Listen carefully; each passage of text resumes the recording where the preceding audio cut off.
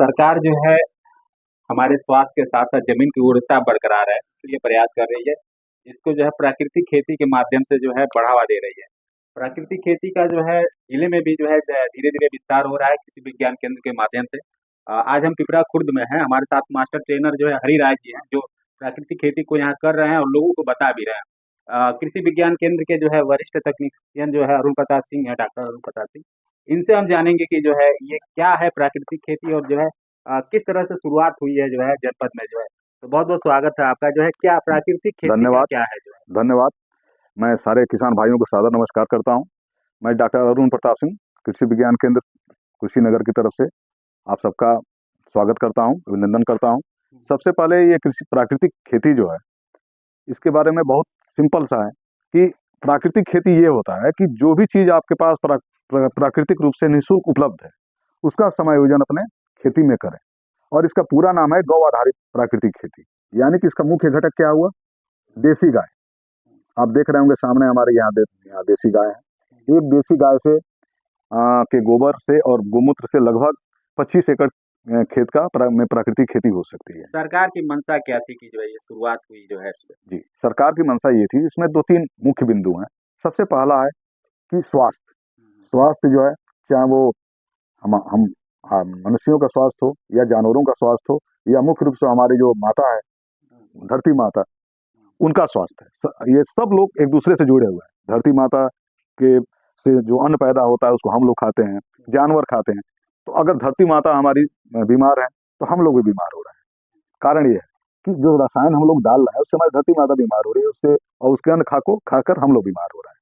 ठीक है, पहला तो ये कारण है। दूसरा कारण एक है, अगर आर्थिक रूप से देखें तो ये भारत में जो भी रसायन खाद, विशेषकर रासायनिक खाद, जैसे आपका यूरिया हुआ, डीएपी हुआ, पोटास हुआ, नाइट्रोजन, फास्फोरस, पोटास, यही 3 मुख्य हैं। तो पोटास तो भारत में नहीं होता है, पोटास तो सारा जो आयात किया जाता है, लेकिन यूरिया, फास्फोरस होता है।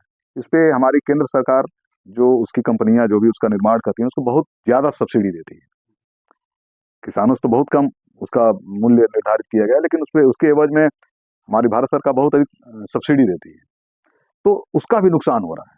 अगर हम लोग प्राकृतिक खेती करेंगे तो वो पैसा बचेगा जो भारत सरकार सब्सिडी के रूप में दे रही है, और उसका उपयोग कहीं दूसरे विकास में कार्यों में लगेगा होगा। ठीक है, एक ये भी फायदा है। तीसरा, हमारा पर्यावरण भी हमारा दूषित हो रहा है। हमारा जो भूगर्भ जल है वो भी दूषित हो रहा है। तो कहीं न कहीं जो जो स्वास्थ्य है और पर्यावरण स्वास्थ्य है, संतुलन है, ये सब चीज़ को बनाए रखने के लिए ये योजना बहुत ही ज़रूरी है। कहीं न कहीं जो है हमारी जो है स्वास्थ्य के साथ-साथ जो है धरती को भी बचाने का मुहिम शामिल है इस अभियान में जो है। तो हमारे साथ मास्टर ट्रेनर जो है हरिराज जी हैं, इनसे जानेंगे कि ये जो है प्राकृतिक खेती किस तरह से कर रहे हैं जो है और लोगों को क्या समझाएँगे जो है कि प्राकृतिक खेती को जो है वो अपने घरों में एक छोटे से खेत से लेकर बड़े पैमाने पर कैसे कर सकते हैं, इसको बताएँगे हरिराज जी जो है। प्राकृतिक खेती कर रहे हैं जो है। जी। ऐसा लोग कहते हैं कि जो है प्राकृतिक खेती में जो उत्पादन के ऊपर असर होता है, बेहतर उत्पादन नहीं पा सकते हैं जी, आप जी। जो है।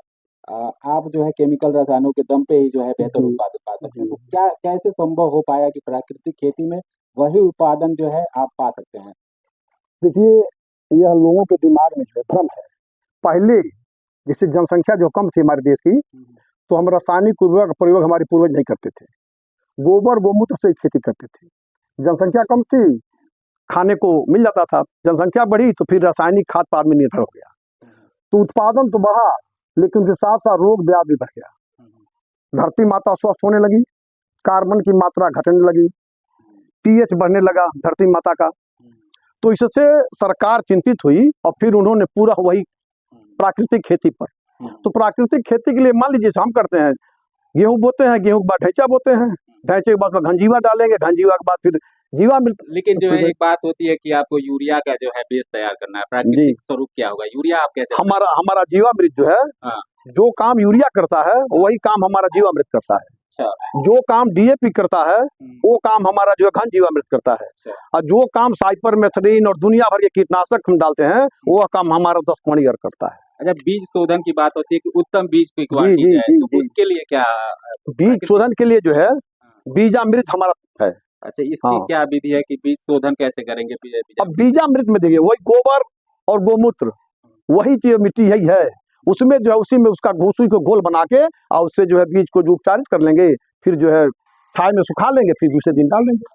बात लागत की आती है कि जो है प्राकृतिक होगा तो लागत भी, मेहनत भी, ये सब सारे लागत कि बहुत लागत हो जाएगा, बहुत मेहनत जी होगा, जी ये भी जी जी। सबके बस की बात नहीं, आसान नहीं तो होगा। इसमें तो इस पे क्या कहेंगे? इसमें लागत तो शून्य लागत है ना।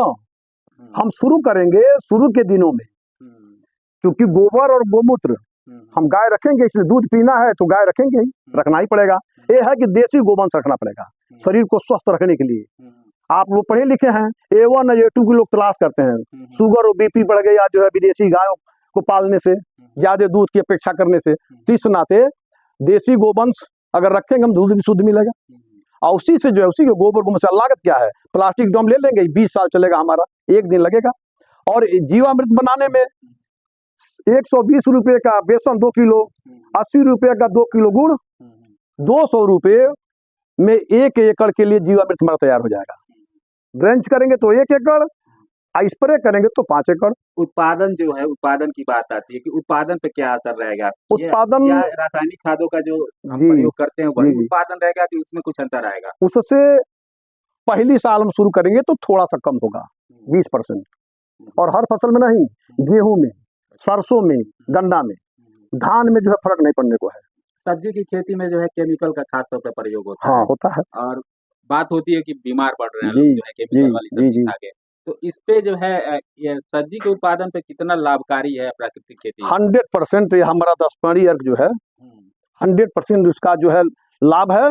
और रासायनिक कोई भी रसायन आप डालेंगे हुँ, तो यानी 30 दिन से लेकर 90 दिन तक उसका असर रहता है। हुँ, अभी लोग कोराजेन डाल रहे हैं, जो गन्ने की दवा थी उसको सब्जी में डाल रहे हैं, और 90 दिन उसका असर है मान लीजिए। हुँ, तो हम 90 दिन असर है, 90 दिन के अंदर ही फसल तैयार हो जाती है, उसको हम लोग उपयोग कर लेते हैं।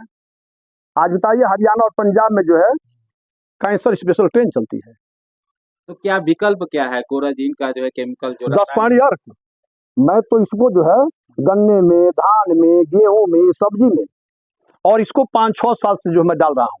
मैं 1 ग्राम 1 मिलीलीटर न 1 ग्राम रासायनिक खाद खरीदता हूँ, न 1 मिलीलीटर कोई कीटनाशक खरीदता हूँ।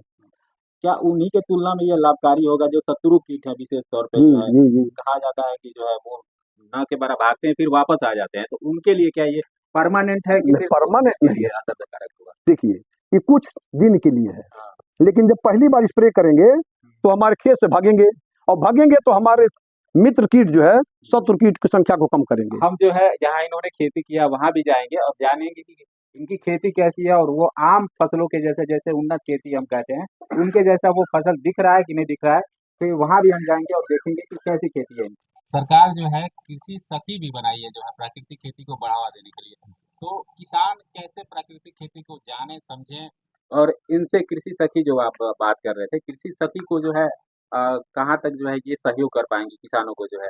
जी। ये हमारे हमारी जो केंद्र सरकार है, इन्होंने natural farming, national mission on natural farming पे एक कृषि सखी भी नियुक्त करने का वो है प्रावधान है, वही लोग मानदेय पे हैं।